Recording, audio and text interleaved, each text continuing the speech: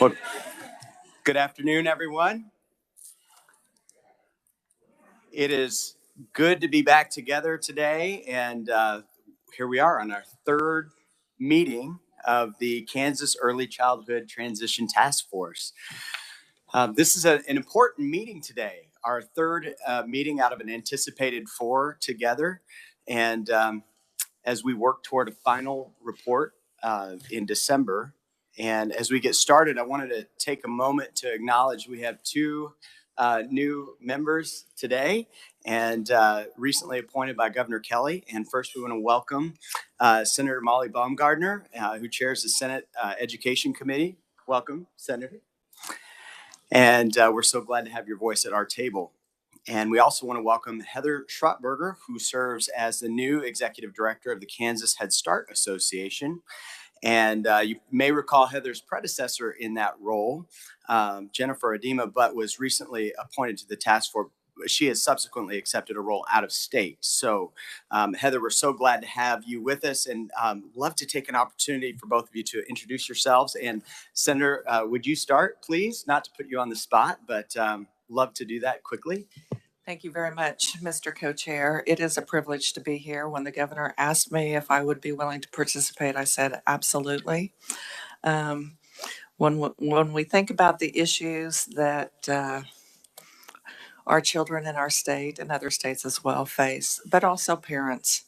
And it's interesting because on the Senate floor, we had quite an interesting debate about there just isn't childcare available now for parents. And I had to kind of school some of my colleagues, but what is available for early childhood has always been an issue. It was an issue when my 35-year-old first child, she's 35 now, but when she was born, what was available then? And so these are not new issues, but what I do appreciate is what I view as the mission of this is that we are not duplicating, but we're making sure that all families have that access throughout the state. And that to me is very critical. Thank you very much, Mr. Chair.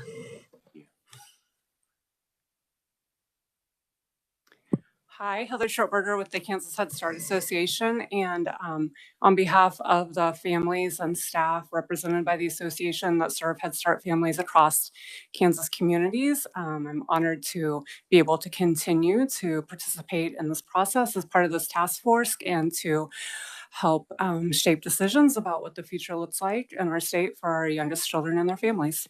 Thank you. Thank you. Well, not to take up too much time doing this, but I think it'd be great if we could do a quick round of introductions so we're all familiar and starting off on the same page. And maybe we start off this end of the table and state your name and what agency you work with or who you're representing. Sure. Lana Duvall, Finney County Economic Development Corporation in Garden City. Kelly David, Executive Director of Child Care Aware of Kansas. Hi, I'm Betsy Waring. I'm with the Dane G. Hansen Foundation. We serve 26 counties in Northwest Kansas. Hi, I'm Monica Meridian. I work at Greenbush and I live in Pittsburgh. Sarah Bloom, Child Care Lead at Department of Commerce. I'm based out of Hayes. Troy Waymaster, State Representative and the Chairman of the House Appropriations Committee. Melissa Rooker, Executive Director of the Kansas Children's Cabinet. We are based in Topeka. I live in Johnson County. Hi, Janet Stanek, KDHE Secretary. Cornelia Stevens, I'm Executive Director of Top Area Learning Centers in Wichita and have the privilege of being co-chair. Oh, I didn't introduce myself in the beginning, but I'm Sam Hunergart, and I'm the CEO of Advent Health in the Mid-America region, primarily around Kansas City. My name is Amanda Peterson. I'm the Director of Early Childhood at the Kansas State Department of Education. Laura Howard, I'm the Secretary for the Kansas Department for Children and Families. David Jordan with the United Methodist Health Ministry Fund, which is located in Hutchinson. Looking at both of you, Senator Pat Petty, and I represent the 6th District in Wyandotte County and a small portion of Johnson County. Brenda Dietrich, Senator Brenda Dietrich. I represent Southwest Topeka and a little corner of Wabunsee County, and we're all on Senate education together. All right. Happy to be here. Hi, everyone. I'm Dan Worry. I'm the Senior Director of Early Learning at the Hunt Institute in Cary, North Carolina, and my colleague Emily Chavis and I are serving as staff to the committee. All right. Well, thank you for taking the time to make sure that Heather and Senator Baumgardner get a warm welcome. And I think it is very appropriate that we're having our meeting today, the first week of school. I was speaking with my colleague earlier and saying how much happier social media has been this week, and for multiple reasons, milestones and smiles and all those things. So with that, I'm going to kick into our agenda, and I'm going to turn things over to Cornelia to get things going. Well, thank you, Sam. And I agree. Social media has been quite amazing, watching all the pictures of everybody's first day of school. And so that has been amazing. And so as we left our last meeting last spring, you may recall that there were two activities that were imminent in the horizon.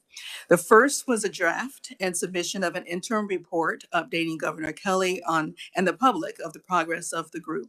You had a chance to weigh in on the edits late in June, and this report was subsequently finalized and submitted to the governor. A version of that report was actually included in the meeting materials that Dan distributed earlier this week for your review. The other thing that we were looking forward to was the community engagement tour. Recall that in the executive order that was established by Governor Kelly, she asked us to hear directly from early childhood stakeholders across the state. This happened in the form of a stakeholder engagement tour in which staff and task force members visited 9 Kansas communities over a period of 4 days. And that was in late June. This was followed by a virtual meeting, which was held in the evening for anyone who couldn't make the meeting in person. We were excited to welcome more than 500 Kansans to the conversations. And so we were totally amazed at the turnout that we had at these community engagement sessions. I was very fortunate to participate in several of these stops and want to thank all of you who were able to take time out of your busy schedules to participate. I want to extend a special thanks to all of the community organizations who hosted the meetings around the state, and to both the Hunt Institute and the University of Kansas Center for Public Partnership and Research for what I know were an intense couple of days, and that covered hundreds of miles across the state of Kansas. You received a report on the engagement tour and the materials that were distributed earlier. We also wanted to dedicate some time to allow our partners to unpack the results today. So I'll turn things over to Dr. Jackie Counts, who serves as the director of the Center for Public Partnership and Research, to walk us through this information. Dr. Counts, again, thank you for all that you are doing in supporting this effort, and welcome. Great. Thank you so much for the invitation to be here today. It is really my honor to be able to present today on what Kansans had to say about this new task force and early childhood in general. And I was thinking about when I started doing this work about 20 years ago and doing public hearings, and we sometimes had 4 people showing up to provide input. And now we have 500 coming to provide what they think. And so it really feels like the day has arrived for early childhood. So during the session, or this week-long tour, we had a lot of robust conversations and discussions.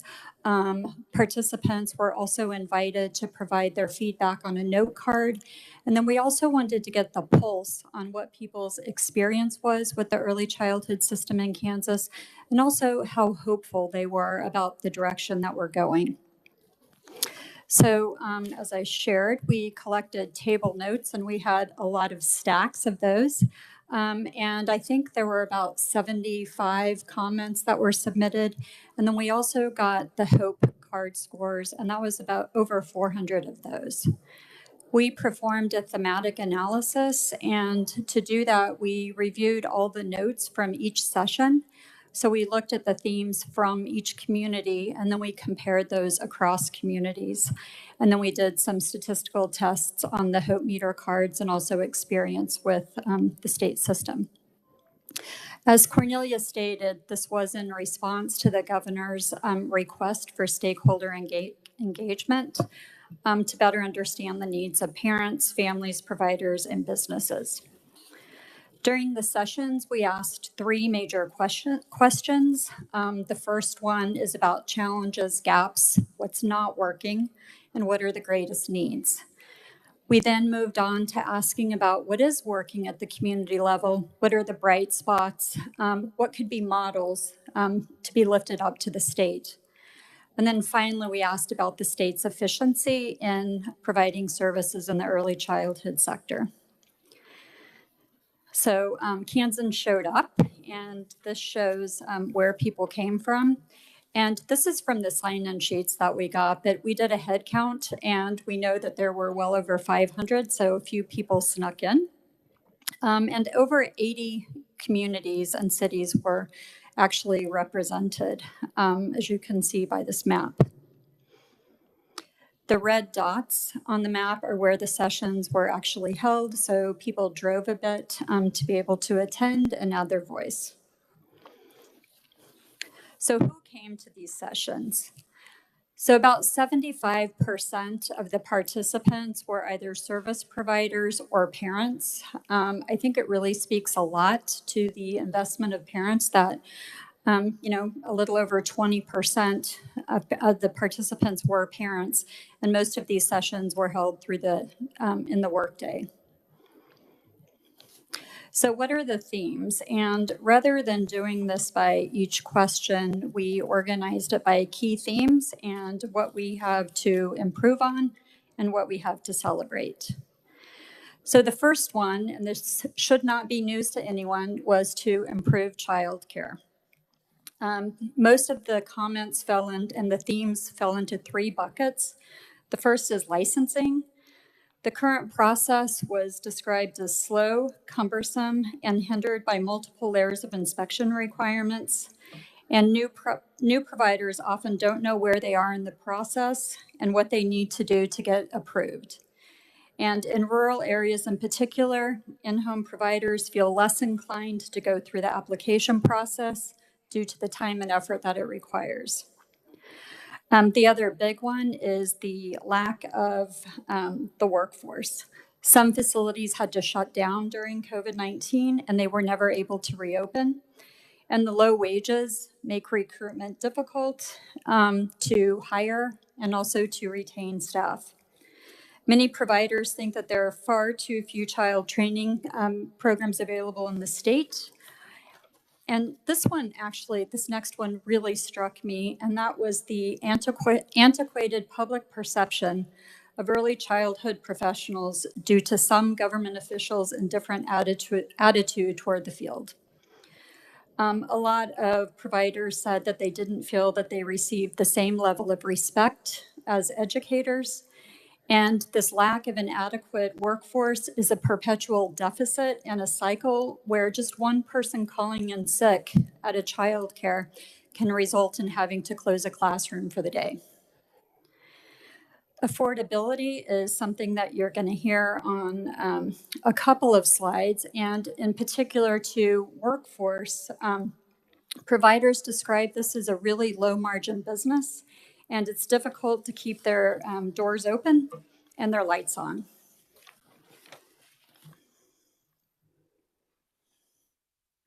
The next one I'm going to talk about is from the parent perspective and affordability. So childcare comes with a high cost of both receiving and providing care. And to many of the respondents, the cost of care still feels high, even with the state subsidy. Some describe the situation as a donut hole for middle-income families, and that they made too much to receive child care subsidies, yet the portion of their pay devoted to child care was burdensome. Many others described accessibility issues and the lack of a vehicle or the long travel distance and time it took to get services. They also noted that geographic boundaries are not always aligned, which makes smooth transitions between services difficult. And in particular, they noted childcare and the school system. Similar feedback was received from early childhood professionals. They talked about the long travel times due to home visitors' capacity to work with more families. And they also talked about language challenges and immigration issues that prevent families from getting the services they need. Others talked about social stigma and/or assistance fatigue. And some families chose not to receive help because of perceived social stigma around receiving government subsidies and fear of professionals coming into their home. Others mentioned the difficulty of accessing services, and providers reported that sometimes families weren't given reasons for subsidy denial.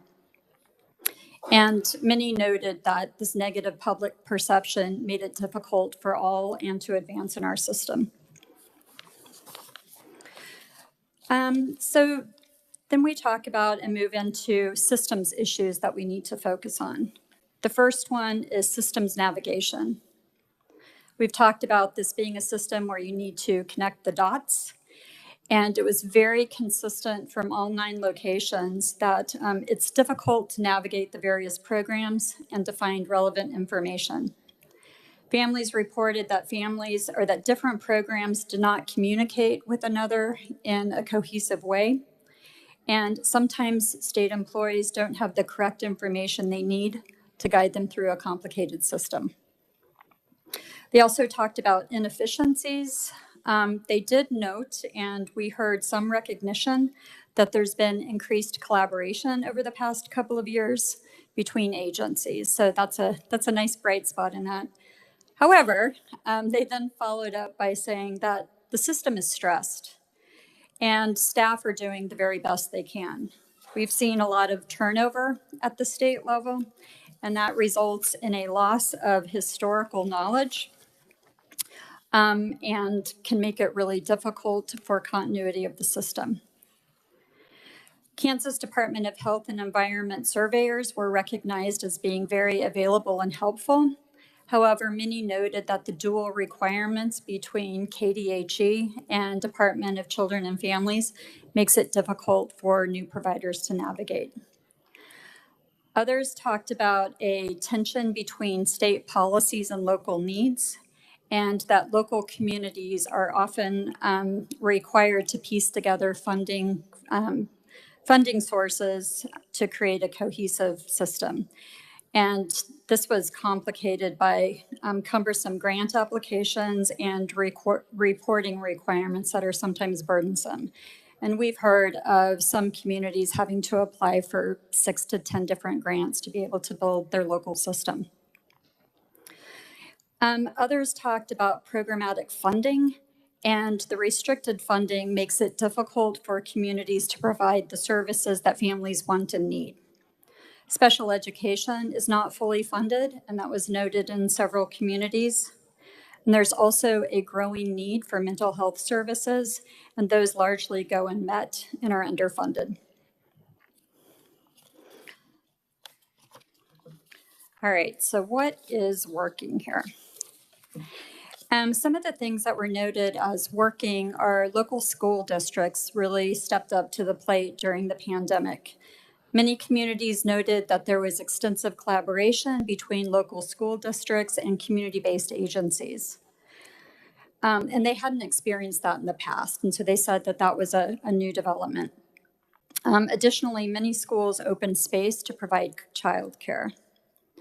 There was also an increase and welcome increase in business support and public-private partnerships.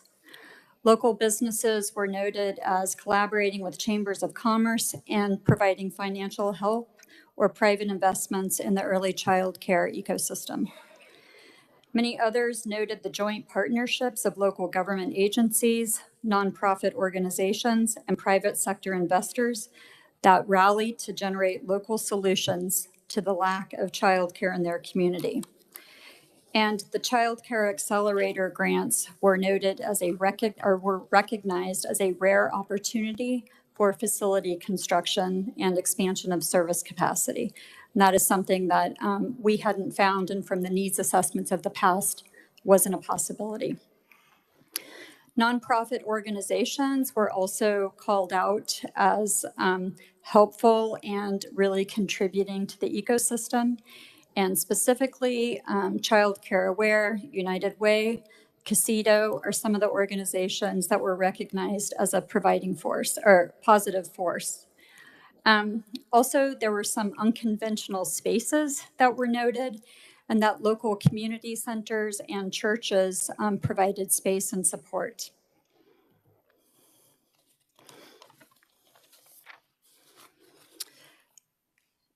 So we're also hearing that there has been increased collaboration on the state level, and many noted that over the past years they've seen the 4 state agencies coming together to work out solutions, but it isn't enough, and they really want to see more of that.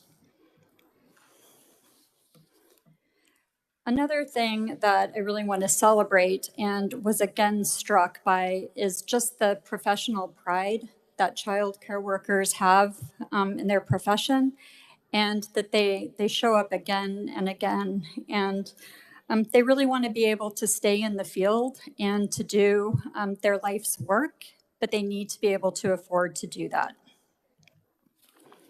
So, what did people say and how hopeful are they? I have to say, I was a little bit nervous on this because you never know.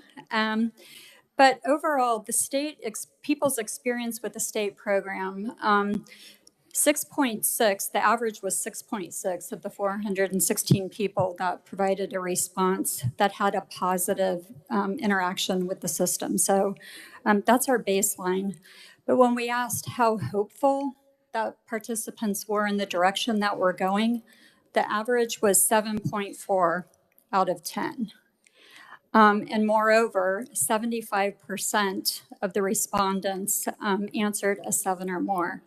And I think that's a pretty strong indication of faith and a vote of confidence that the state is going in the right direction.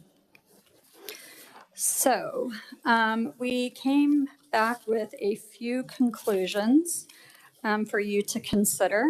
The first one is to consider providing more support for public-private partnerships to increase the availability and accessibility of child care providers and to establish child care as an essential community infrastructure. The second is to establish an agency under which select programs would be housed, making it easier for families and providers to navigate services. The third is to streamline the licensing process to address barriers and design an efficient process for providers. And finally, to continue providing technical assistance and education on business ownership, funding streams, grant writing, and capacity building to address the difficulties that providers face with accessing funding streams such as operational grants. And that is the result of our 9-session pie tour, as we affectionately call it. So I stand for questions. Thank you. Yes, thank you so much, Dr. Counts. It's amazing when you see it all come together, right, with all of the information, all the feedback that we got. But we wanted to reserve a little time for questions for Dr. Counts. Does anybody have any questions or would like to maybe dig deeper in the information that was shared?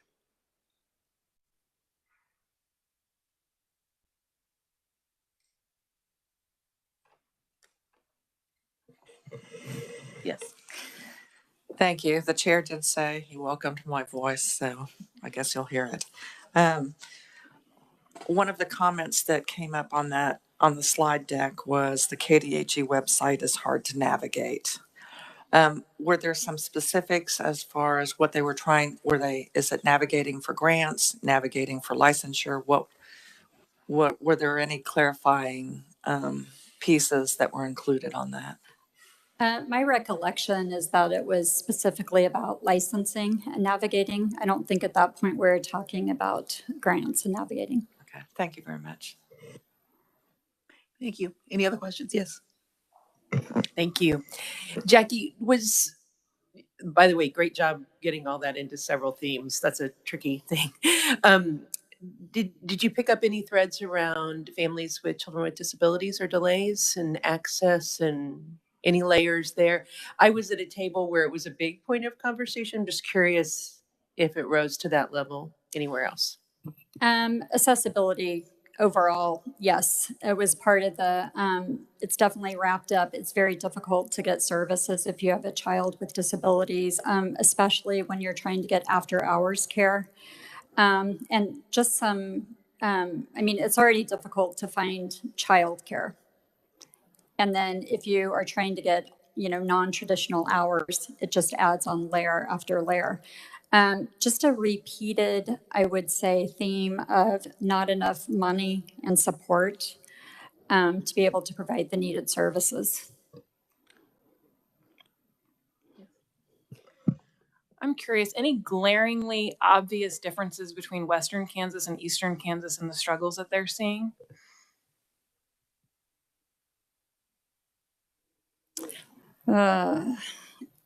Overall, I think that there's not enough. There's not enough childcare anywhere. I think most of the struggles with piecing together the system are the same.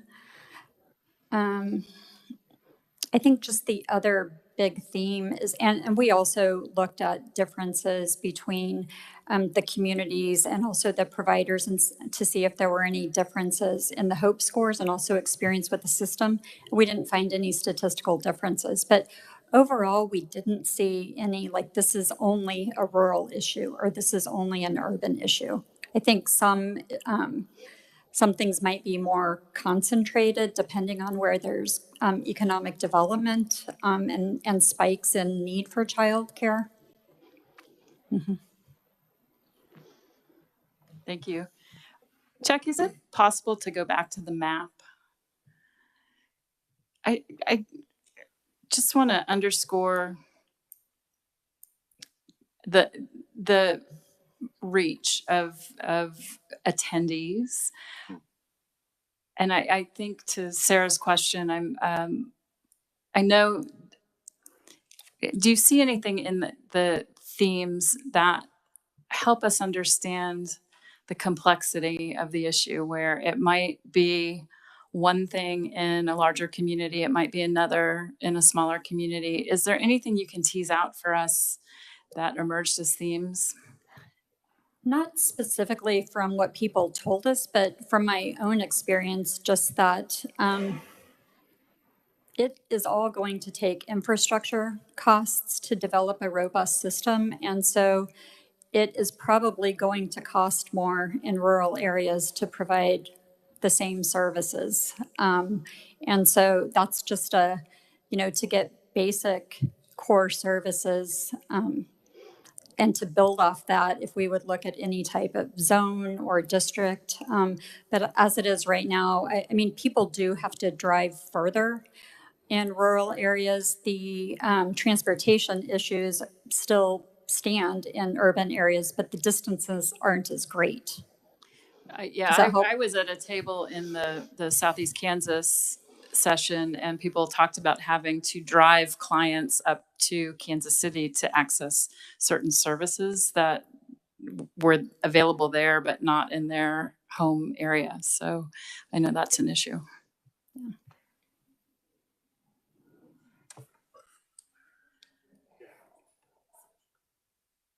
Alligator arms here. Under that accessibility section, there's something here about there's also language challenges and immigration issues that prevent families from getting services they need. Can you elaborate on that? Or was there any more detail about that? I don't have a lot more detail of that, of just the necessity to have translators available and people who are able to, interpret and provide services.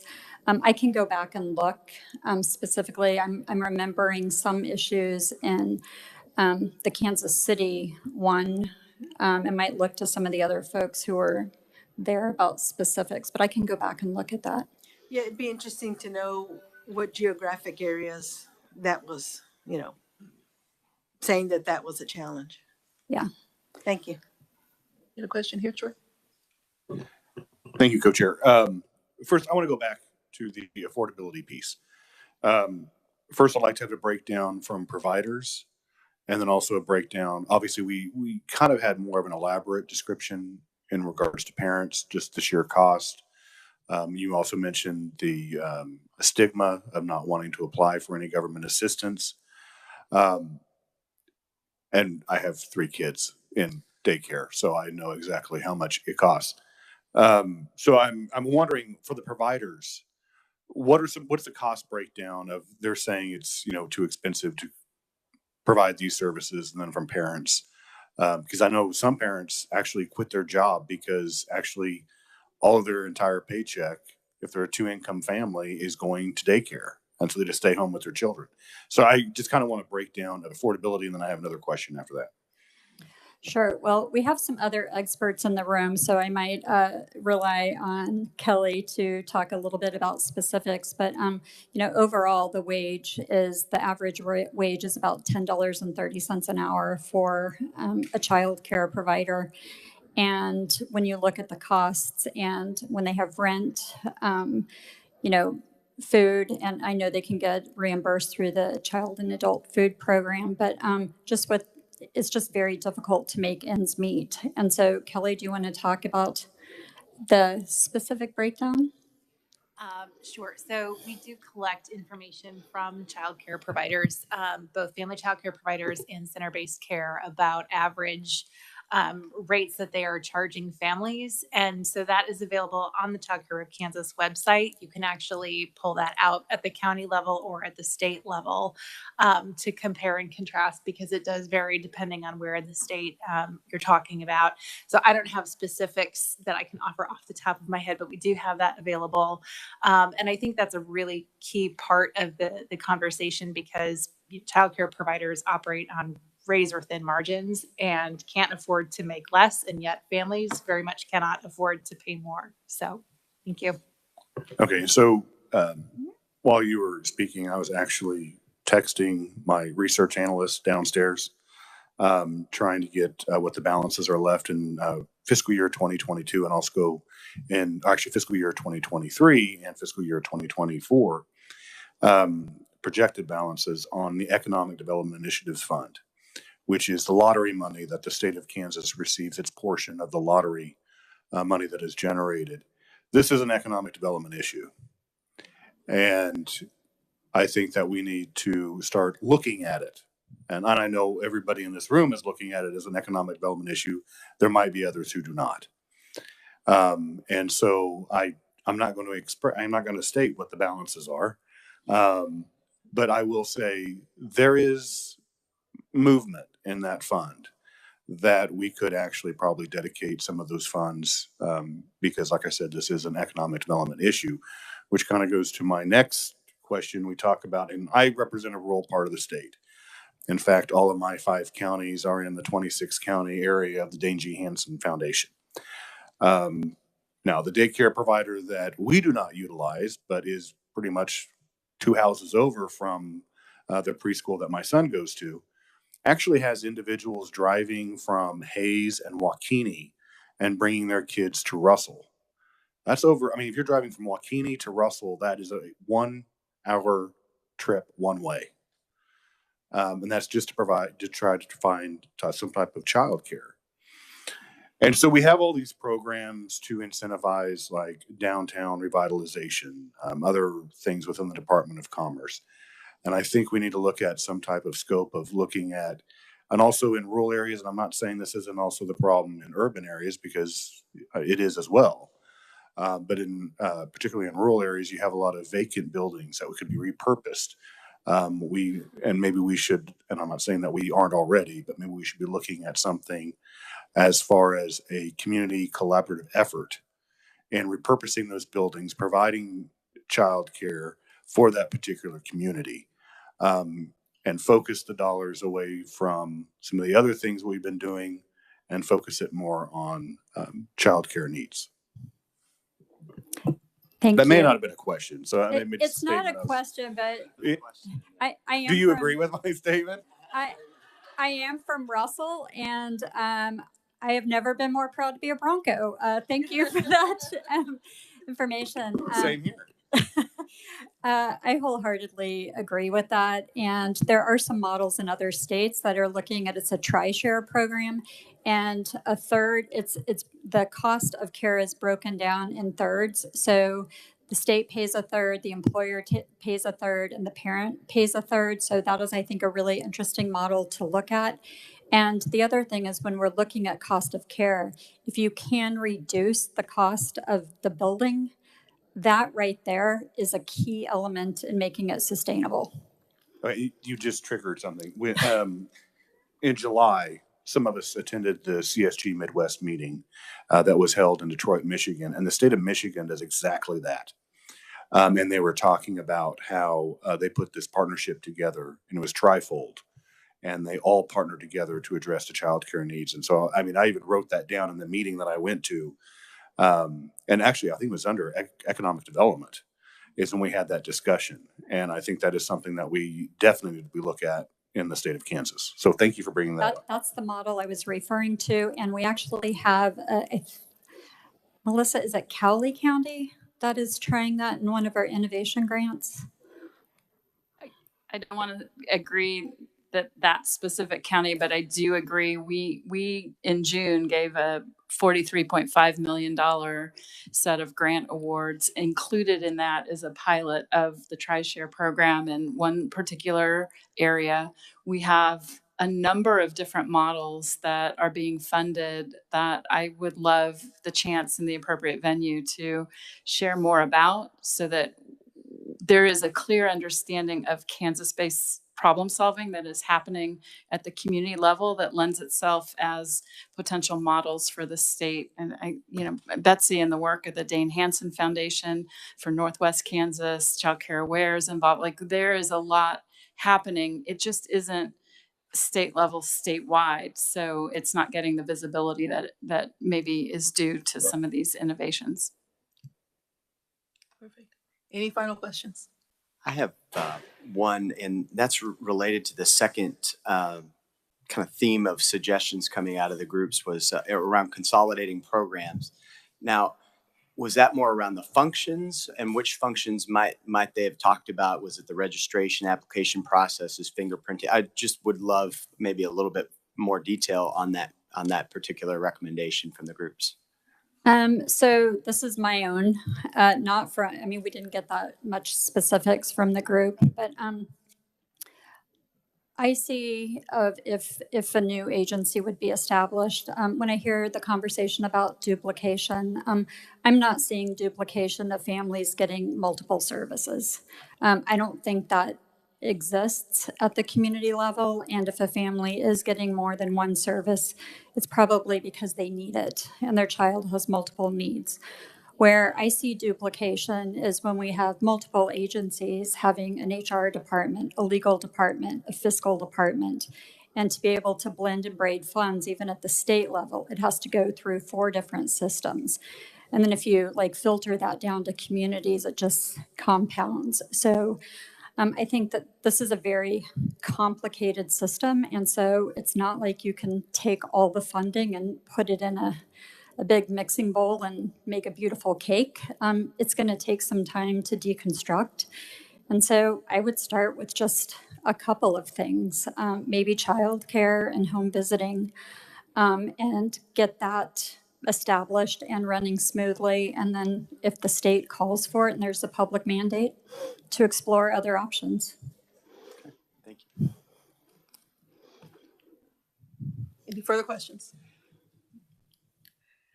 Well, thank you all for this rich discussion. It's amazing to see the passion that we all have, but also the possibilities in terms of what we could shape here. Thank you, Dr. Counts, for all of your information. I know in going to 8 of the 9 community engagement sessions, I thought to myself initially when I heard the same messages at each session, I was like, how do I feel about that? Because I wanted to see if there was a specific issue in one part of Kansas that's not in another part of Kansas, and I kept hearing the same thing. And I had these mixed emotions about how I felt about that, because I wanted to dig deeper, right? But there's power in consistency. because that lets you know how big the situation is, when everybody's feeling the same thing. And so I decided that I think that that really gave us, that told a story in itself, that regardless of where we were, there was the same message that was being heard. So with that being said, we are going to then move on to some group discussion, but we're going to first give you about 5 minutes to have a stretch break, get some water, run to the restroom if you need to. So we will go on ahead and reconvene at 1:45.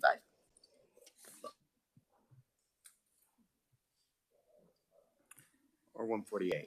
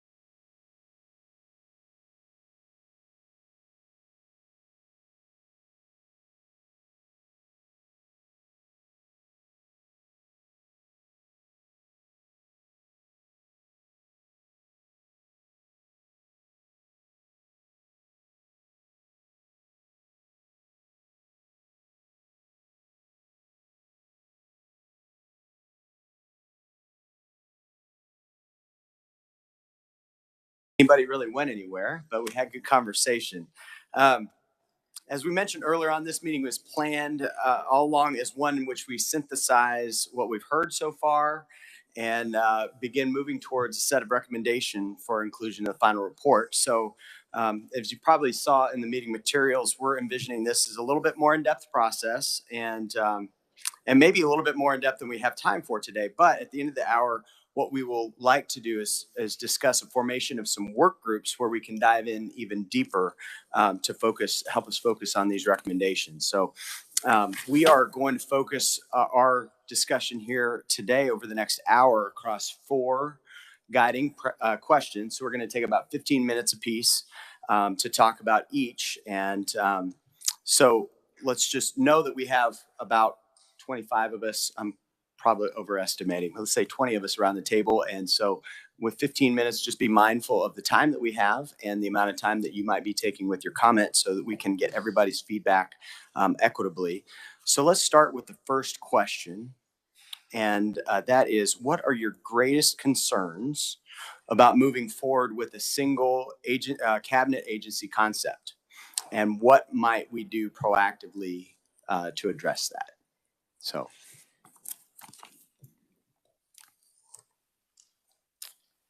Senator Petty.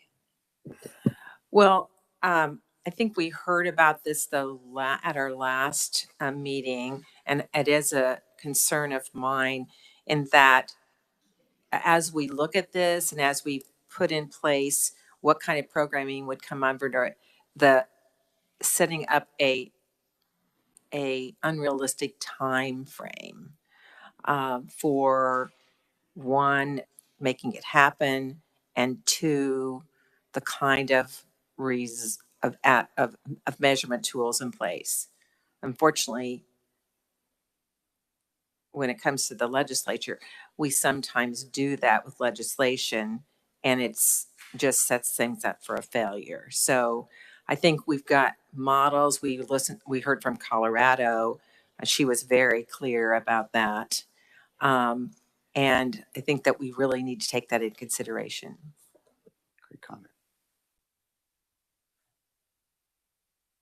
Kelly.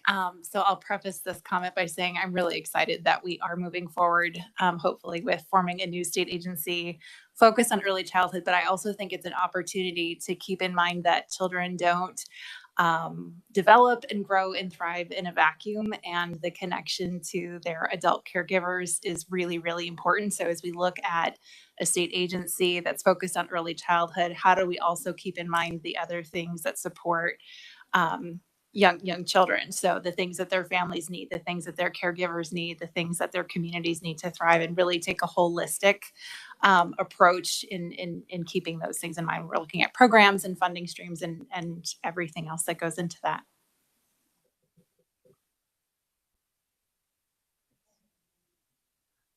We'll go to Secretary Howard, and we'll come back to you, Secretary Stanek. Okay. I think, I've watched a lot of reorganizations over the years. And I think for me, the concern isn't about the substance of it, but it's about that the mechanics of transition not take over from the purposes that we're trying to achieve with it. And that it not be perceived as creating the agency is the end when that's really the beginning. So I think it's really important to, as a task force, to be able to clearly call out what are the benefits that we want to see from this process, and that the processes and the mechanics of the transition not delay some of the work and efforts around childcare that are so critical in the state right now. Secretary Stanek. Must be a secretary thing because I had similar thoughts, but mine probably is focused on the latter part. I think what it says is what might be done proactively to address. So are you taking that as well? Because I came to the state as an employee when the state employee health plan was almost done transitioning from KDHE to D of A. There are a lot of technical idiosyncrasies that go along a transition line. And I think proactively setting up some kind of technical workforce or technical project manager to track statutes, IT systems, personnel and whatnot, and things that could potentially get in the way, to Senator Petty's point. There's a lot of them. And I think moves like this could potentially take years because of just those aspects. It's not meant to be a negative comment. It's a realistic comment. So I think proactively setting up a technical group of some sort, a Gantt chart, somebody to track this very detailed, not get into the way of the work of the committee, as was noted, or the purpose of continuing to create good childcare and not lose focus of that and get buried. But it's a very real thing that I think we have an opportunity to be proactive on. Thank you. Great comment.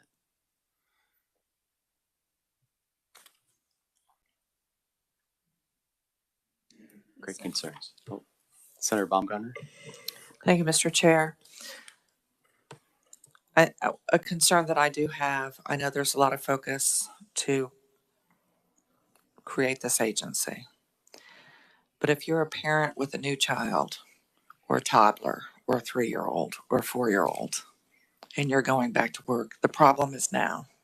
The issues are now. So I don't want us to get so focused when I think of transition and I look at the 4 points: support public-private partnerships. We need to be doing that now. We need to come up with the ways that that money is going to go toward that now. Not in one place, but in lots of different places. Consolidate programs. What can we do today, tomorrow, next month, the next month to consolidate? Streamlining licensing process. Someone has to own that now, not once we have a new agency. Because in my portion of the world, Lewisburg, Kansas, Lacine, Kansas, rural Kansas, they don't care about what the agency name is. They just want to know, how can I get to those services? What's going to be done to make sure that, if you're a pregnant mom, am I ever going to be able to go back to work? Because are we ever going to be able to either find childcare or afford it? Those are the issues, the here and now. And I think we have to be conscious as we move forward and are making decisions each day stepping forward. They need to build so that the transition, it really is more of a turnkey, as opposed to no changes are going to occur to move us there until, it's not going to be magical and delicious. We have to work to make that happen. And everyone has to focus the here and now. How are we moving toward that goal? Amanda. Senator Baumgartner, I love the piece that families don't necessarily care what the name of the agency is. They care about whether or not they can receive the service. And to put some more detail on what Kelly shared, one piece that stuck out to me was people talking about the experience of families navigating the process to apply for childcare assistance, and people highlighting that oftentimes they need to be able to go in person to a DCF staff member to be able to help them navigate that process. So my hope is that regardless of where administration of that service for families ends up, that we're able to keep the infrastructure to be able to help families navigate through the process of applying for that support, so that we also can be making sure that they can be applying for the other services that might be really helpful for them and their family. Great comment. So Betsy? I think, first of all, I love your comments because I think the process works better if we're biting it off in pieces and trying to address the needs as we move forward. But I think one concern I have is just managing expectations on how this will work and how it'll affect families. This is a public task force, and people will read that things are happening. And I think it's important to talk about I've learned a lot just about how complicated the structure is now and the changes that have to happen. I'm a really optimistic person by nature. I feel like we're going to get there, and it's going to be maybe not delicious, but really tasty at least. But I think it's going to be important for us as we move forward and we talk publicly about the work of creating this new organization, that we manage the expectations of the people that are listening to us, to make sure that they are not, that they're hopeful and not just discouraged. Lots of communication, I hear. I couldn't agree more with everything that's been said. I think one of the things that I am very concerned about is that through trying to streamline, trying to get everything pushed into a neat little box, we may lose sight of the fact that while the problem seems to be pretty much the same wherever we go in the state, the solution won't necessarily be the same for each of those communities.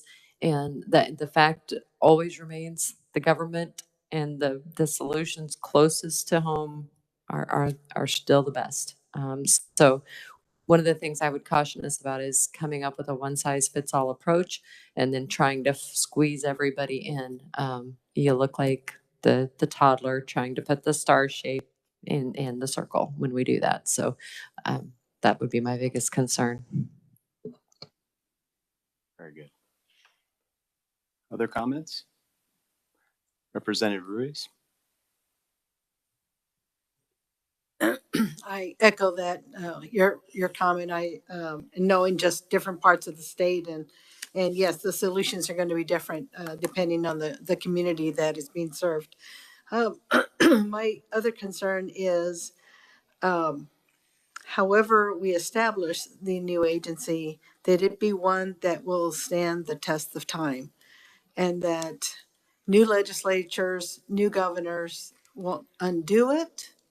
Of course, I guess anything can be undone, but that would be something that we have, a true buy-in of the current legislature and of the current governor, and so that we can move forward and not feel like always in the back of my mind somebody's going to come in and just undo it. Yeah, great point. Yes, Sarah. And I would say while we're focused on managing public process and expectations, we also need to manage that with the current staff of all of the agencies we are combining. I know that in this process, they're going to have a lot of questions. So I want to make sure that we're keeping communication with them as well, so that they are confident in the process with us and that they are communicating to the public with us in a positive manner. So something like this could really ruin a culture, or it could really improve a culture. And I want to make sure that the culture is improved, because then we're going to be able to give the best service to our Kansas kids and families. Yeah, Senator Deaton. Thank you. And I agree with everything that's been stated here. We've had smaller conversations that have been echoed in what your remarks have been. I think one of the things that I will probably hear in some of my smaller rural areas is, are you just trying to grow government, with no positive outcome? So during that communication process, I think we need to make it clear that what we're trying to do here is to respond to the needs of the families and our workforce and do good things for children. And this is good public policy. And what we're trying to do is improve programming and outcomes and opportunities and how we go about doing that. So I think the communication piece is going to just be essential. And I agree with everything you've said. We have to be cognizant that what may work in Topeka is not necessarily going to work in Russell. It's just a different community. So we have to be flexible and nimble and listen and make sure that as we're taking these small steps that we have positive outcomes. And if we find that we've got a hiccup, we fix the hiccup. Right. So those are my thoughts. Thank you. Great point. One of the things that I keep thinking about is the ability to appropriate the right dollars to come out strong at the beginning. And the issues that Secretary Howard brought up regarding statutes. I mean, I just keep thinking, surely, somebody knows what can move, what can't move, what has to stay with this agency or that agency. And I'm hoping somebody knows that, but it feels like there's going to be some upfront costs with additional, legal, fiscal kinds of things. And so I think the last thing anybody would want to have happen is it comes out without the right amount of appropriation behind it. And then that makes it even harder for families. Well, we thought it was going to go here, but it's still over here, that kind of thing. So when I'm worrying about this, that I'm hoping somebody has the answer for that, because I think that's what we all want. But I personally don't know how to pull it off. Great comment. Cornelia. One more. So great conversation on question number one. May I add one quick thing? I'm sorry. I thought you were going to add something. I was going to add, but I'll let you go to the next question really quickly. I would just say, agree with everything that's been said, and going through a change, whatever change it is, holding to the guiding principle and holding the principle up front in that we want to be easier to serve our families and our children. And it's a complicated process. So having some midterm listening sessions to say, have we broken something in this that we might not get it perfect on the first try, but having those opportunities to weigh in and say, do we need to make an adjustment here, while not letting those agencies who may be going through those change derail the process where we're not going to achieve our North Star goal. So those midterm check-ins are one of those things that I would say we may consider in designing the process, so that there will be problems. How do we adjust and address them midterm, so we don't come across as saying we've got this all figured out and we know what's going to happen. So, now, Cornelia, I apologize. That was worth the pause. That was right. Good. So, no, but that was actually a very good insight, because this is new, right? We work on creating something new, and so we don't know. We want to make sure that we don't negatively impact something unknowingly, because a lot of times unintentional things happen, and so I appreciate that. So for the second question, are there specific programs that should or should not be moved in your estimation? And if so, why should they be included or omitted?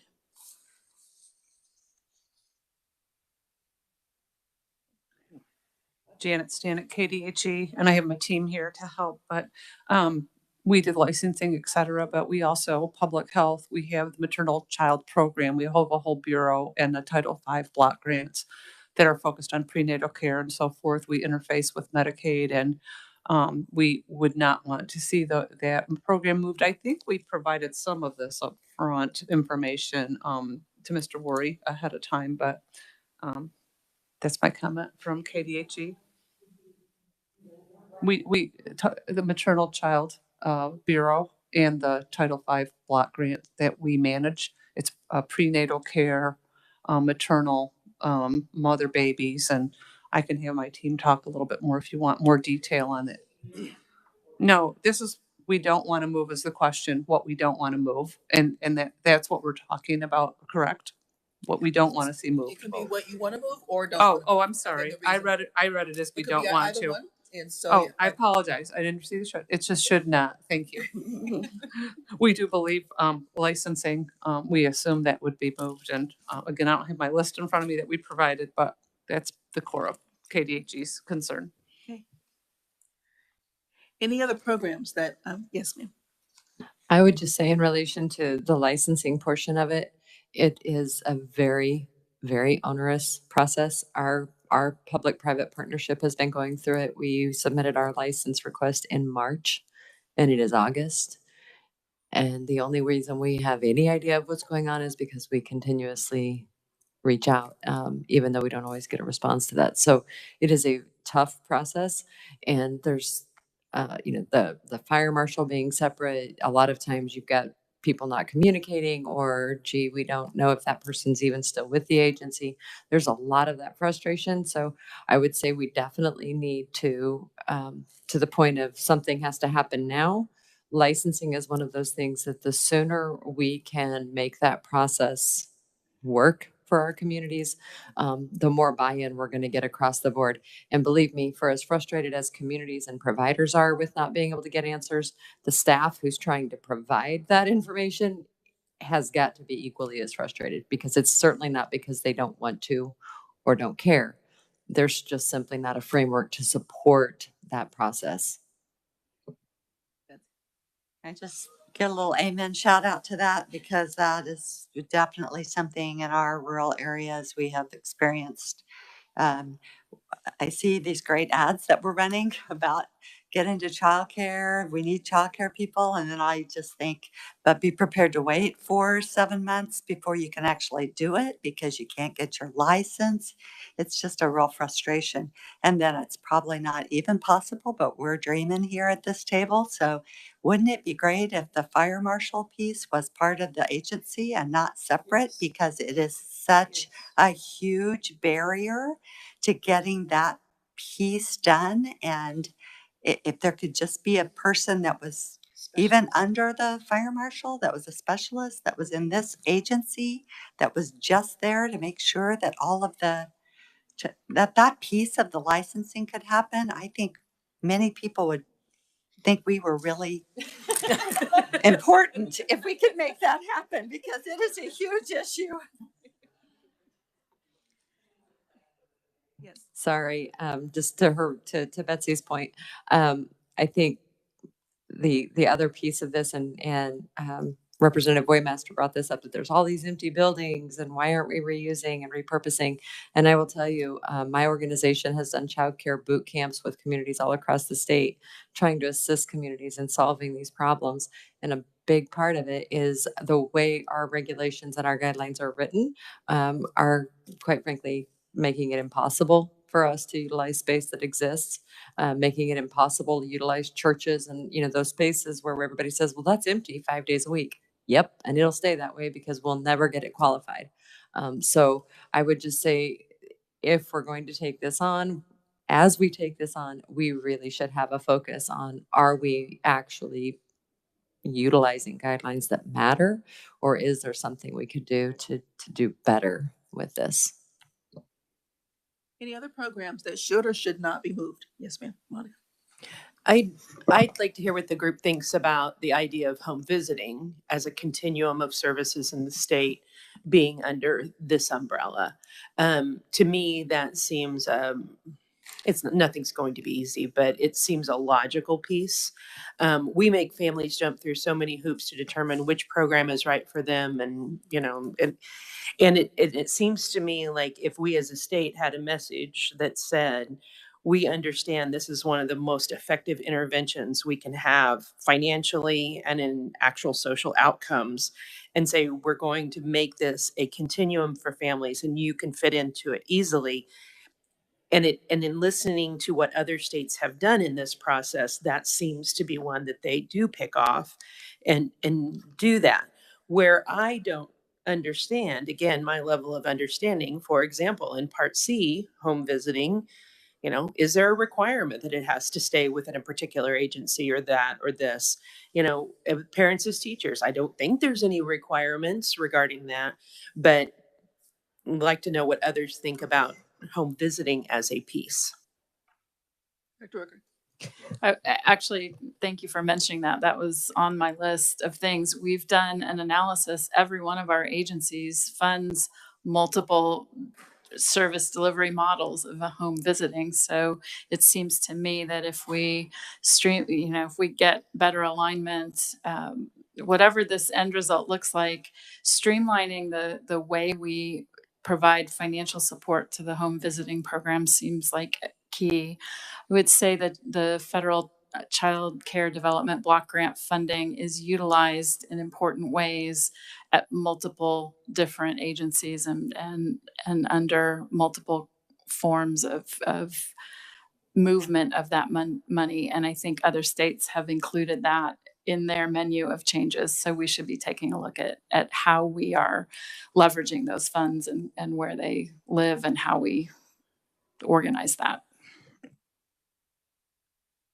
I think picking up on that thread for both Monica and Melissa, and I don't know that this function exists, but I think this is the opportunity if we move to a new agency, is that there's the ability to have long-term planning as we look at financing, because there will be services that we can never move CHIP and Medicaid out of KDHE. And those services could be financing home visiting services. So we can leverage federal dollars to finance different funding streams. And it would be great for one agency to own the planning and the projections and maximizing dollars both from federal sources and private sources.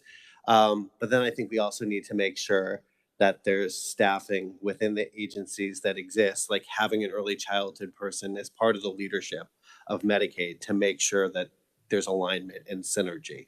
And I don't know that it's new FTEs, but I think it's about making sure that we're maximizing every dollar possible and that there's alignment, because we can't move all systems, to Secretary Stanik's point, into one agency. So how do we do it in the most effective way with the kids and families at the center of that.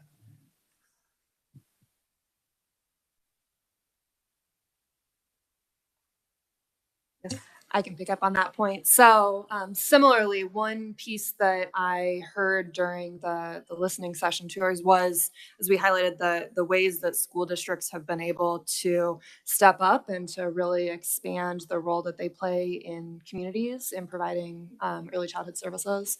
And from my perspective, and I'm obviously biased, but I think that having some early childhood staff that remain in the State Department of Education really helps with that seamless alignment with kindergarten through third grade and beyond. So that's certainly something that I'm mindful of as we consider what stays or what moves. And then one piece, as we think about pieces that we would encourage to remain as is, one program that we haven't talked about today is the Child and Adult Care Food Program, which provides reimbursement for meals and snacks in child care facilities.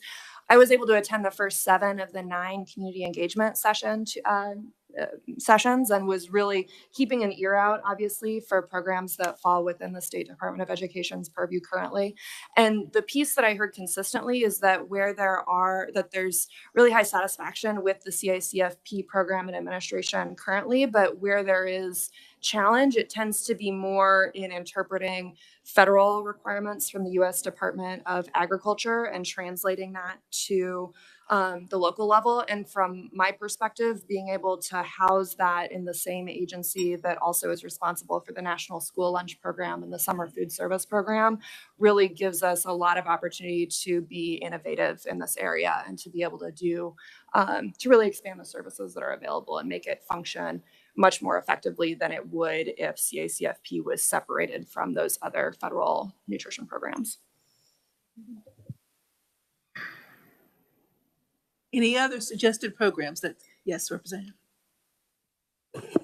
I don't know if it's appropriate or not, but I really enjoy the Parents as Teachers program. I think it's awesome. And I don't know if it's one that could move under this. I don't know enough of the extent of it. That's what we're talking about. Yeah. I would be remiss if I did not mention my own organization, the Children's Cabinet. We have, since creation, we originally were tied to the SRS agency, Social Rehabilitative Services, through MOU. That moved when that agency was divided. Our MOU moved over to Department for Children and Families.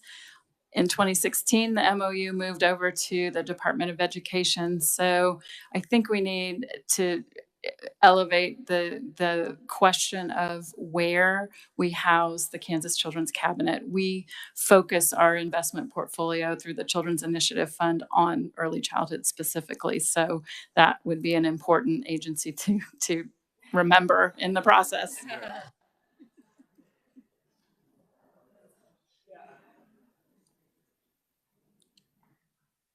So, I mean, I think this has been a great discussion, but I think there are agencies that know their programs better than we do sitting around the table that might be able to weigh in on this much better than we can. And Monica, we were just saying, it's kind of scary when you say you don't know where something's funded or if there's a statute, because you know everything. So, with home visiting. So we're like, Monica doesn't know? Oh my gosh. So, but I do, yeah.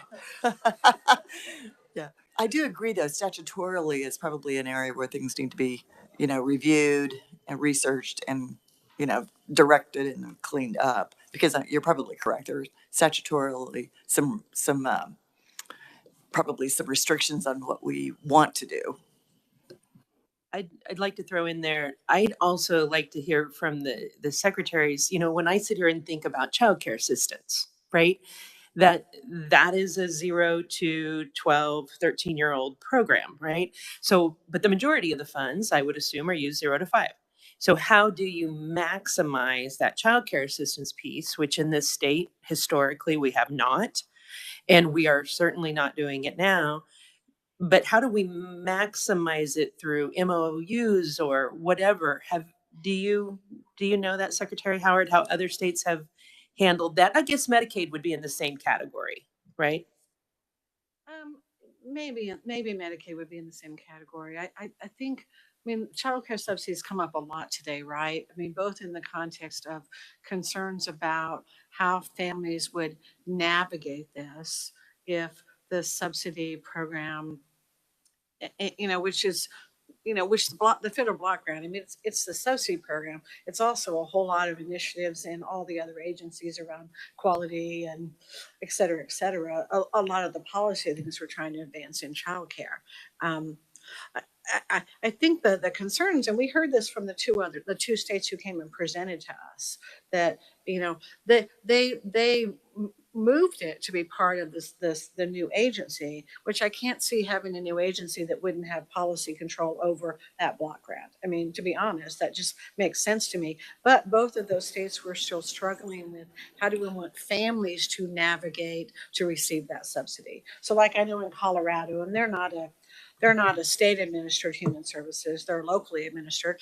Families are still going to their local human service offices to apply for subsidy integrated with the other benefit programs, whether that will sustain or not, but yet the overall responsibility for that has moved. So, I mean, I feel like it's almost like we have to look at each system to kind of make those decisions. I feel like it's a little bit different than Medicaid, where it's a little bit, like what we might pay for in Medicaid for early childhood's kind of more baked into a state Medicaid plan and a state Medicaid agency. I don't feel as strongly about, say, like the child care subsidy. That makes sense to me that would be part of the new agency. But we need to think about how do we want families to navigate services in this new world? Do we want them to navigate it the same way through MOUs with DCF offices? Do we have different ideas? The Michigan share, I mean, part of the subsidy is the block grant that's coming out in that coming out through employer-based models. So, I mean, there's a lot of opportunities, I think, to think differently. But I wouldn't want the way we do something today to stop us from maybe making the best policy choice about, where's there kind of a common policy direction being driven from the new agency.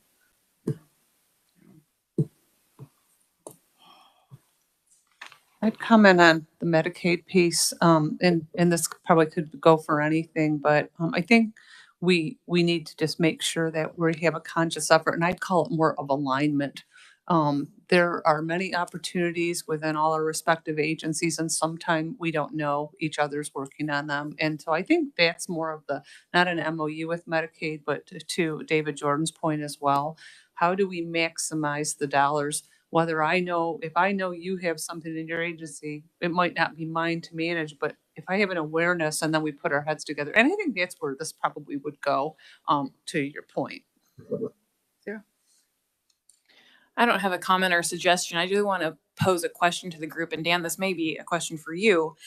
As we sit here and talk about the programs and the organizations that are running the programs, and the statement was even made, there's organizations out there that know way more about these programs than those of us sitting at this table.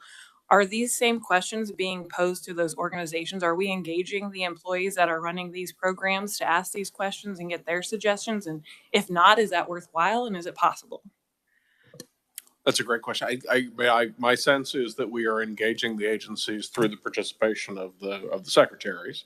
But I think later in the hour, we're going to talk about these working groups that may break out, and that may be a great opportunity there.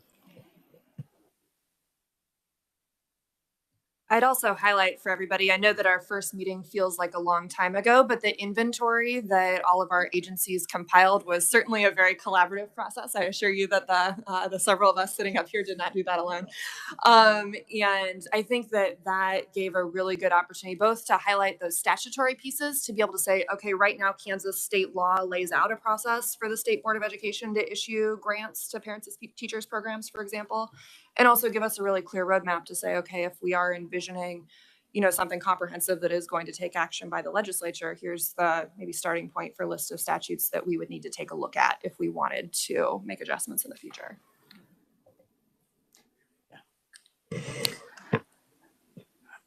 I know that we're not making final decisions on any of this yet, but we kind of kicked off where the secretary did request that the prenatal, postnatal would not be removed from KDHE. And I would not want us to make that drawing a line in the cement. It can be in the sand, but with the very high prenatal and postnatal mortality rate that we have in our state, I'm not ready to say as a legislator that I would support that staying in that agency as opposed to perhaps going somewhere else.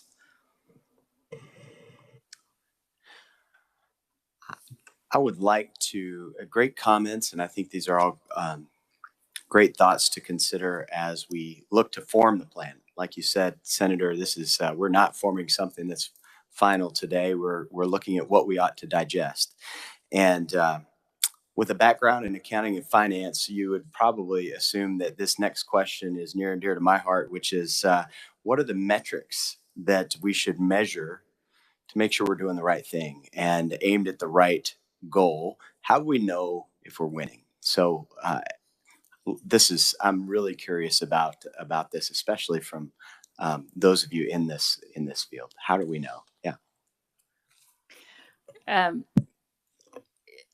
I would hope that any change proposed and activated out of the work of this task force results in a better experience for the families and their children in Kansas, quicker licensing, quick, but the time that it takes to qualify for a particular program and begin receiving those benefits, the more effective that we can be delivering the services that we are accountable for. I think there are multiple ways to literally measure those things, but those would be the outcomes that I would be hoping for in this and looking for. So I heard quicker licensing, kind of a time measurement from application to services provided. And you said better experience. How would you quantify better experience? Or is that something we measure today in various areas? Well, and I don't mean to licensing is just the most immediate example, that there are many different forms of government service that it can be a lengthy process and very time consuming.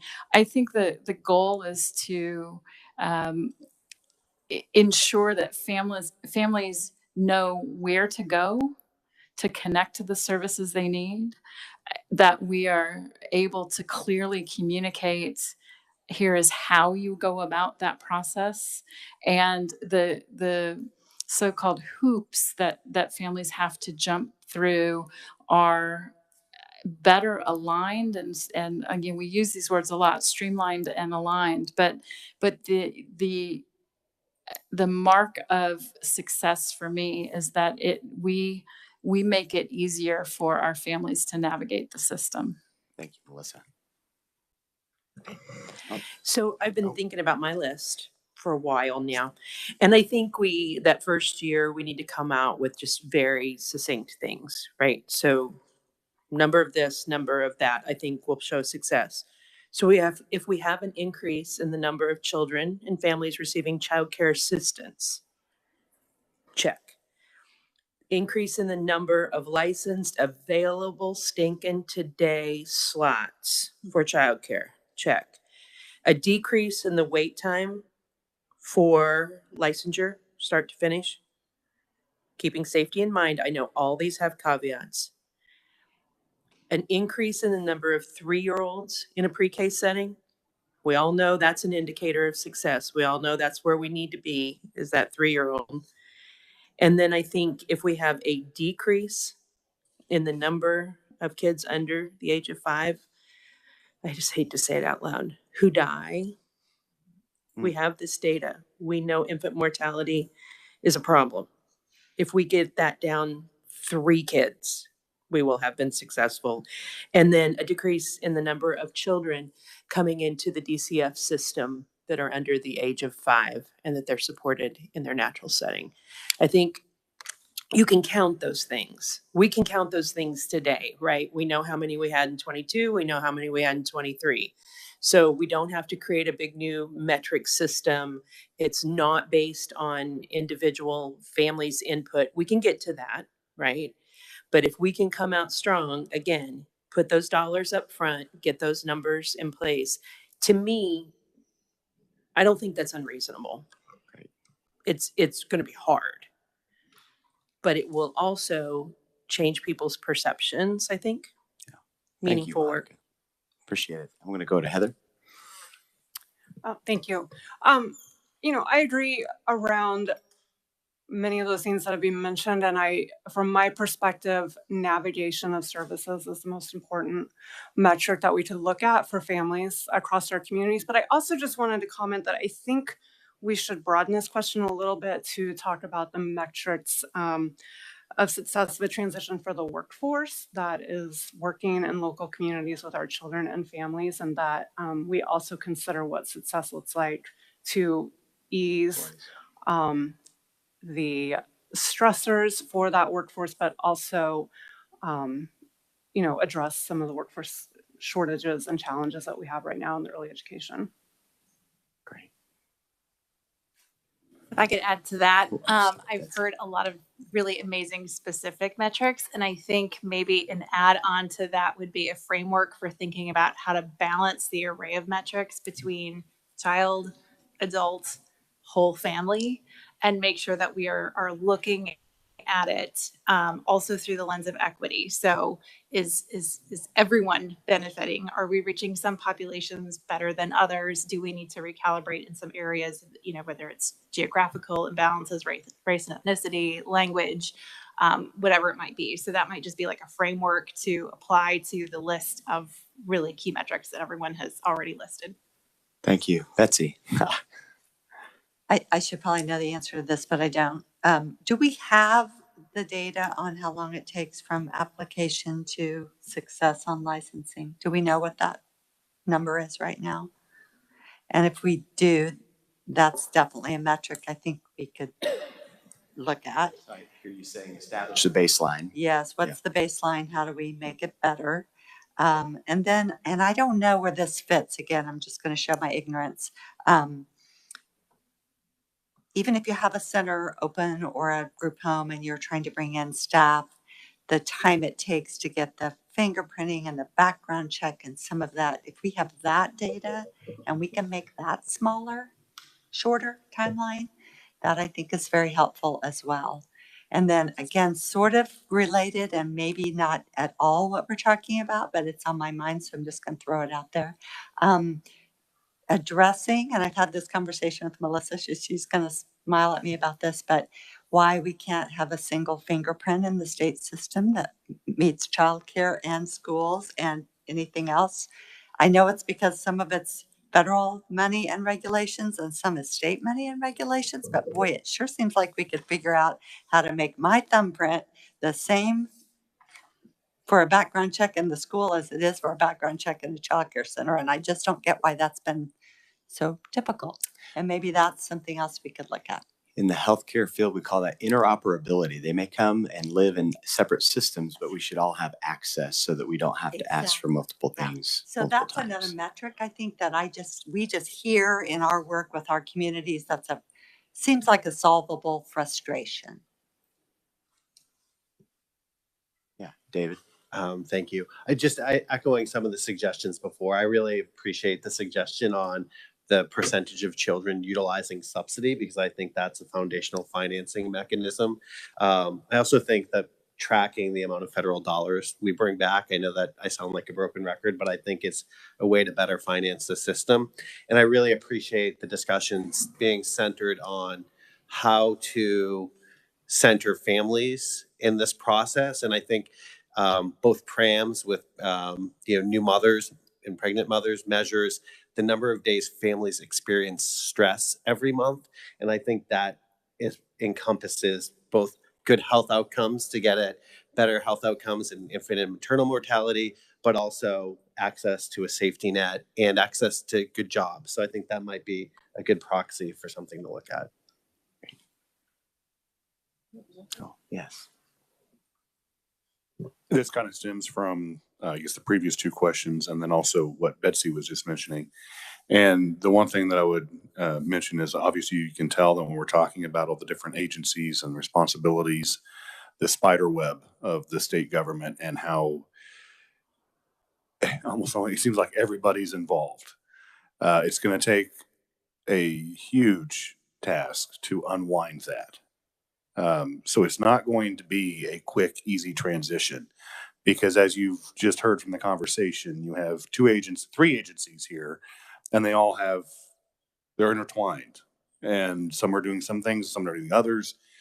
And that was one thing that when the Spark or the Strengthening People and Revitalizing Kansas was formed by the governor and then actually initiated by the legislature to go through the ARPA money that the state of Kansas received. If you look at our web presence for the entire state of Kansas, I'm not just talking about in childcare, I'm talking about in every single entity in the state. It's terrible. It's horrible. If you try to go out on the web and try to find something, you are not going to find it. And so in the Efficiency and Modernization Committee, there was a recommendation to upgrade the web presence for the state of Kansas. I need to check with Budget Director Profit and seeing exactly where that is in the process. But I believe we had $10 million to hire a consultant to actually update our web presence and to have that. And now the intent was to have not necessarily that done by agency, by subject matter. Mm-hmm. So you did not have to jump from agency to agency. You could go to early child care and just click on that and it would give you all the information that you needed instead of jumping from an agency to agency. That's our web presence now. So some things have been slowly put into place, is what I'm going to say, in trying to make upgrades. We can obviously, when you were mentioning the fingerprinting, we had an initiative to upgrade that a few years ago or a couple years ago. Can that part be a part of the consultant as well? So you can have all that information there. We've been talking about the state fire marshal, integrating the system we already have in place has already started. We need to find out exactly where the process is that we instigated. Actually, those determinations just happened late this winter. So we would have to find out exactly what the process is and the streamlining of our web presence for the state of Kansas. Thank you, Representative. Okay, so for our final question, I'm actually going to have several little mini questions here. So we're going to start first with on what timeline would such a transition be feasible?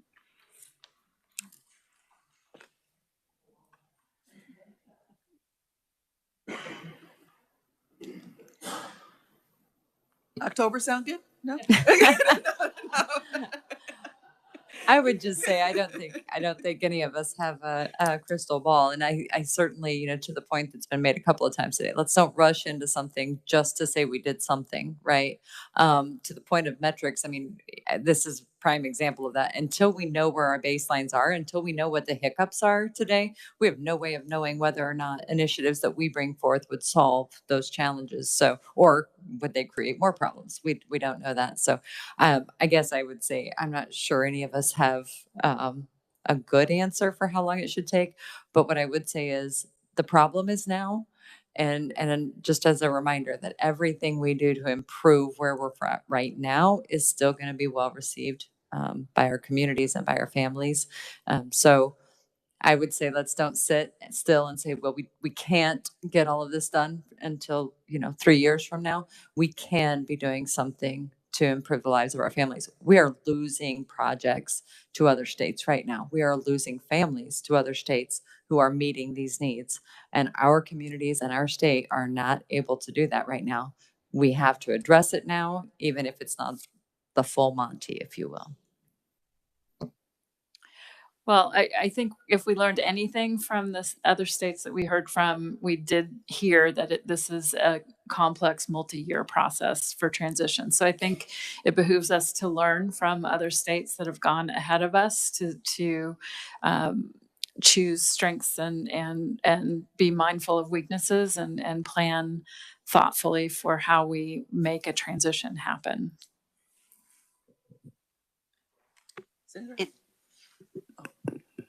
Oh, thank you, thank you. Just take a second here. So in the kinds of planning that I've done in my previous profession, we always like to begin with the end in mind and then map backward. And then who is responsible for those tasks that we're trying to accomplish to get to that goal? You called it the North Star. You know, we always have to keep in mind what we're trying to accomplish. So I think it definitely is a multi-year process, but I also think that we can accomplish some things, you know, almost, well, I hate to use the word immediately, but relatively soon.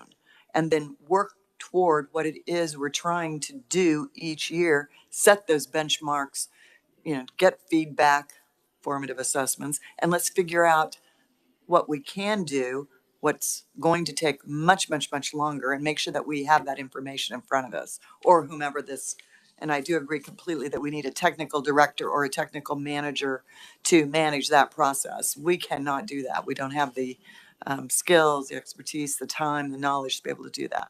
So I just think we need to make sure that we know where we want to be and then map it backwards and then start moving forward and finding successes along the way. Okay, I think that's you next. So again, not being a person that's worked in government ever, it almost feels like the agency gets established, or it's not an agency. What's the word I'm looking for? It is an agency, yeah. And then maybe in year one, we address merging one piece that we've talked about today. And then but it's there. So then you can work to is that the way this is going to work? Is it going to be, we're going to agree to establish this and then start moving things in? Because it is a multi-year process. So then it feels like you have to have the structure in place before you can start putting things together. I guess I'm trying to figure out the process a little bit, and I don't know how it works. Okay, Senator Petty. Well, I think Betsy's point's important. I do think, as Senator Dietrich said, what's the end game? You know, have the big picture. Right. Because what we heard from Colorado specifically was that, and we talked about today too, that your employee, the people that are currently working within certain departments, whether they're working for KDHE or whether they're working for DCF, or that they also have to be, have an idea of what's going on and understand the importance of their role, so that they aren't thinking, oh, my job's going to be lost in the Netherlands. And then we even slow down the process even more. I think I thought what Senator Dietrich said, it was really important. I think and she ended with that of success. I think it's important that, as I think Melissa mentioned earlier too, that as we're looking at this whole picture, that we really work hard to have some, I don't want to say easy, but some more those early successes at the beginning, so that it's that families as well as policymakers are saying, because I always get a little concerned when we talk about measuring, because those metrics can become unachievable if you set them up too quickly. But I think it's important that we have those things that I'm not going to really use the word easy, but that we think we're pretty certain that we could have successes at the beginning. And some of them were mentioned by Monica, definitely in what she laid out there. Representative. Kind of a visual person, and in my head, I'm seeing two timelines, parallel in one sense. And one is looking at the things that need to be worked on now, that we can't wait until we establish a new agency. And the other one is the establishment of the new agency and having someone that can lead us through that, just like they did in Colorado. I'd be interested to know with Colorado too, is I'd want to ask them questions like, did you also look at your statutes, you looked at your licensing regulations, and did you get started on those right away, or did you wait until the agency was established? We might learn a little bit more from them. But the one thing I remember very clearly is that they had someone that was hired to lead them through. That person did not end up being in, like the director of that, or the secretary of that cabinet, of the agency, of the new agency. But it was someone that led them through that, who's got the vision to lead us through the transition. I thought that was really important too. Ms. Stevens, if I may. Yes. So going back to the early comments of Senator Baumgardner about saying this has been going on since your oldest child, it was now 35. This has been going on. Going back to Lana's comments, is that, really we can't waste time. These are needs we need to address now. And so going back to your comments, Betsy, in regards to how does this work? And I will say we have to be very careful because there are needs we have to address now. And so in the next legislative session, I don't know if it's necessarily imperative that we create a state agency or combine everything. I think as we try to address some of the critical needs now with childcare. And the reason why I say that is because a couple of years ago, another subject matter that we have been dealing with for decades in regards to water had a massive bill that was going to create a new agency.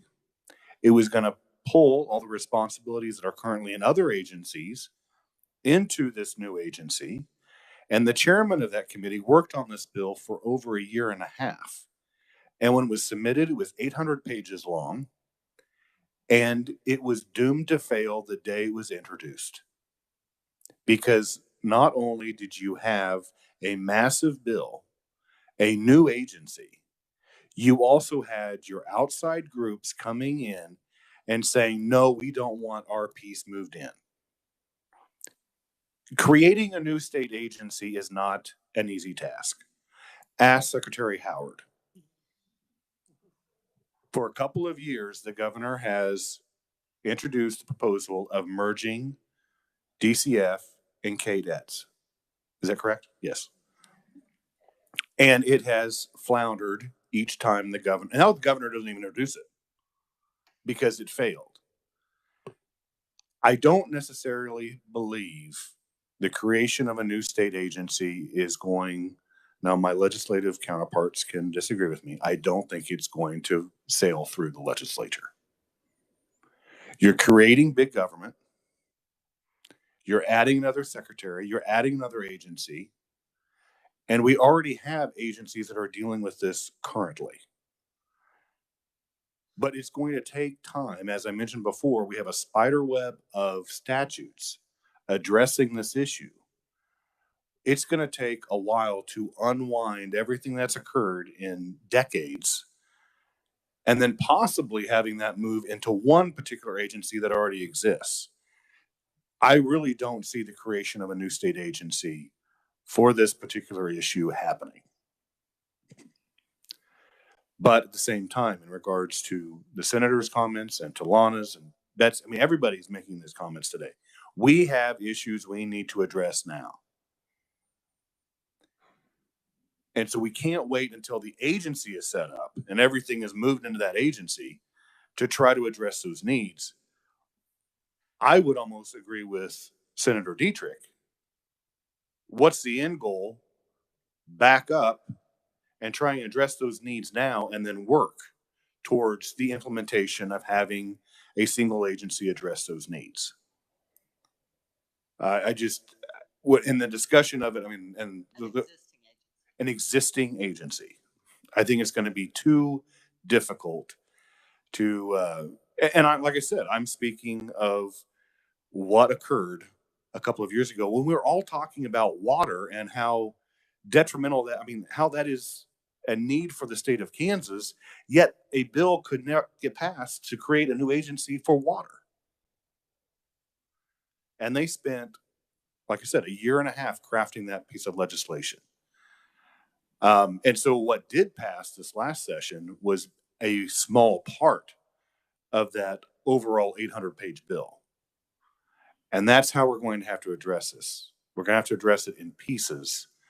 But I do think we need to address the critical needs now, what the legislature can address when we come back in January, and then have that be the base. And then we build up to try to cover all the needs in regards to childcare for the state. Thank you, Representative. So to do the second half, I'm going to actually converge two questions together. And so assuming that we're going to look at creating a new agency, and I do understand, you know, that there's going to be different perspectives in terms of whether or not this can be effective or not. How should the transition process be staffed first?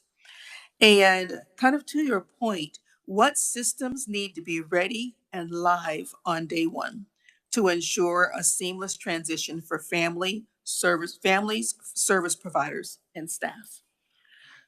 So what systems need to be live, and how should the transition process be staffed? We've got the experts in the room who have watched the successes and failures.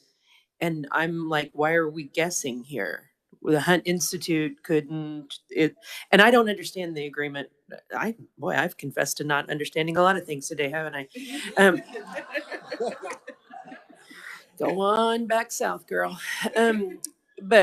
But I feel like these kinds of things with a metric of, okay, this is what happened in New Mexico, this is what happened here and there. You know, what was live first day? What were the 5 major metrics? What was what states said we're not going to create a single agency, but we're going to reorganize under an existing? I feel, unless I got that the first meeting and I've just forgotten that I got that.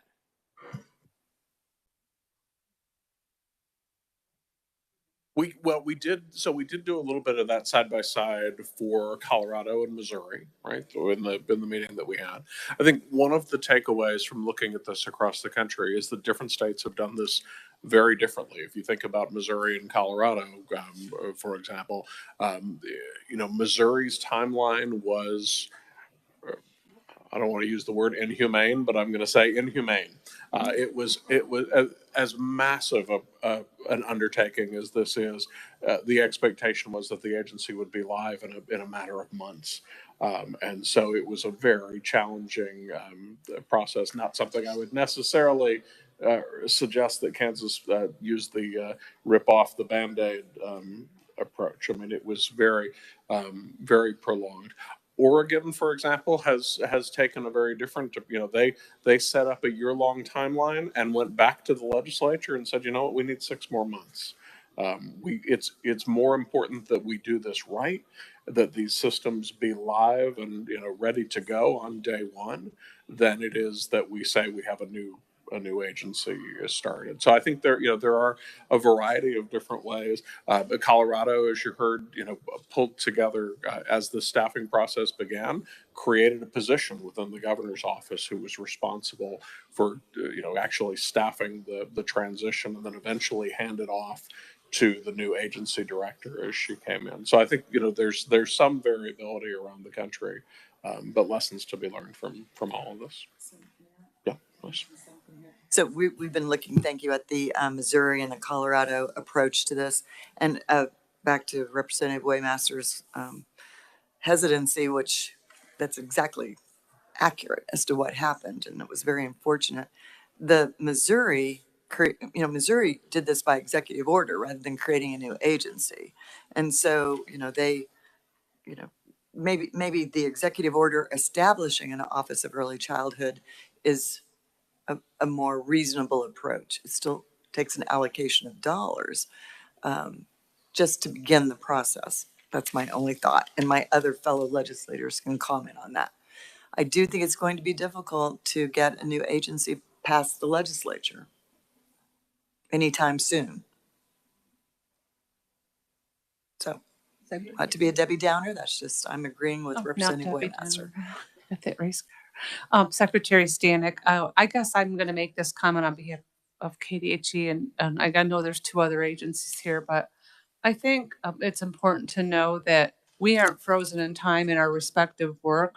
We are continuing to work on all the things that we're talking about. So nothing's gotten like put on hold in trying to make these improvements. And, we all have a laundry list of things we could read you that we are doing to work towards this. So by the time we get to the agency, you might find a lot of what we thought we needed to say, oh, this is what we said on, August 19th or whatever date we're in, 18th or whatever.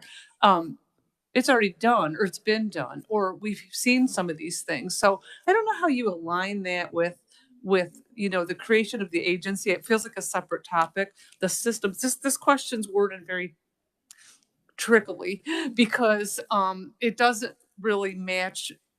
It's too big a question because there's so many things. What systems versus, IT systems versus process systems.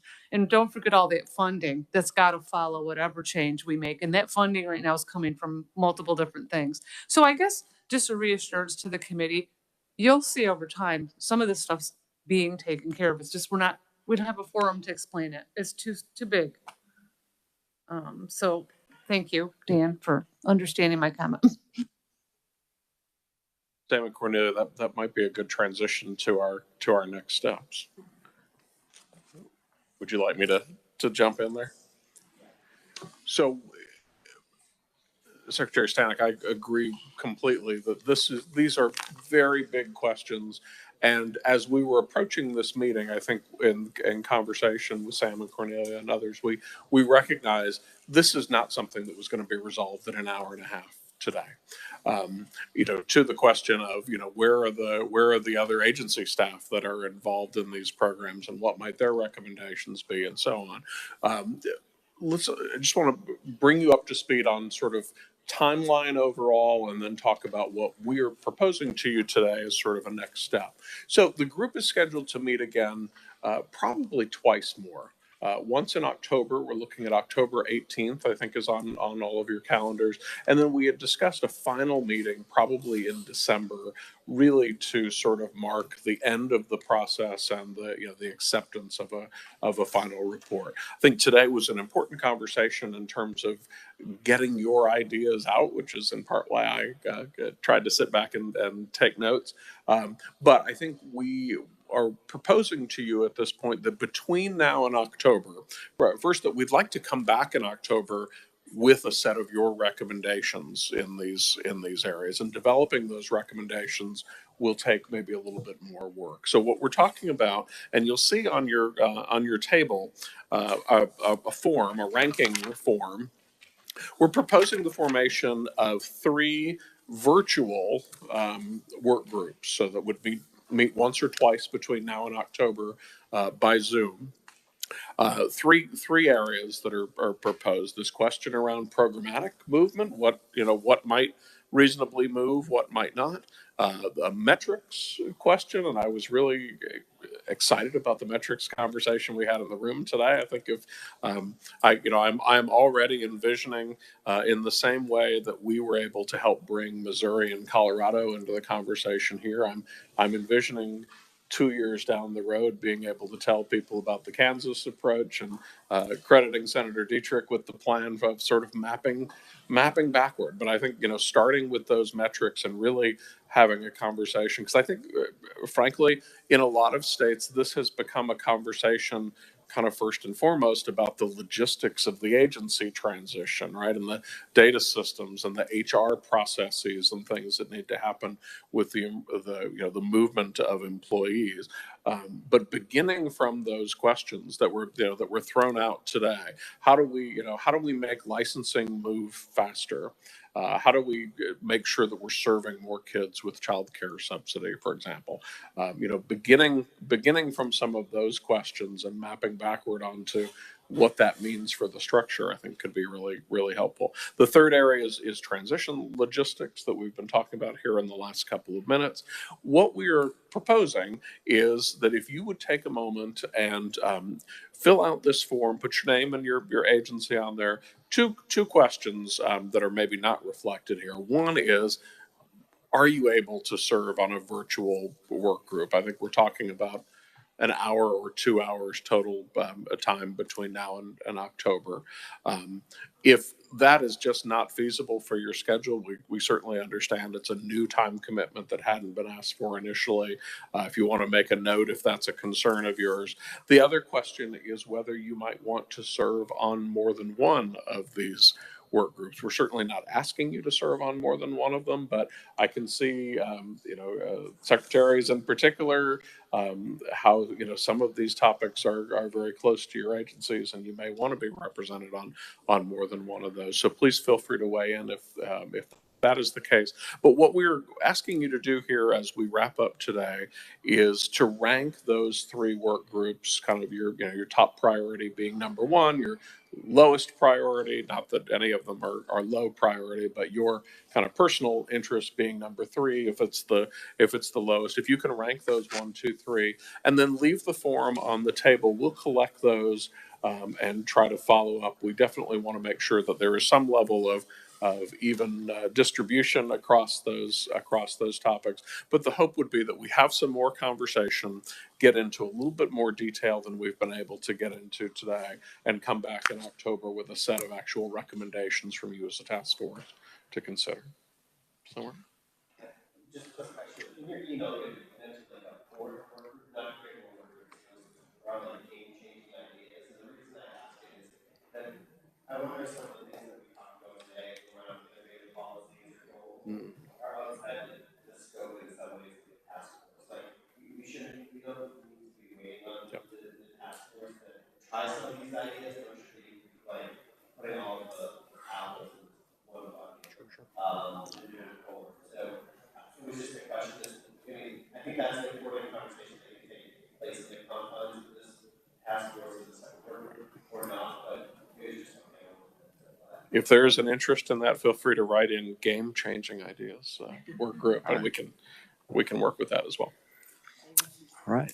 The request is that you'd fill out your ranking, leave it here so we can collect it, and hopefully assign you to a group that matches your interests and expertise, and move on. I'm grateful that our mission, our charge, is to create a framework that would serve our children better and is considered advice to the governor. It's not our responsibility to figure out how to get it passed. That's I'm glad that I'm not part of that discussion. So really excited to take our conversation to the next level and figure out how the best structure is. And I'm also grateful that we're not the first ones to do it. And we have some good lessons that we've learned and can learn from other states on what works and what doesn't. So with that, appreciate everybody's time today.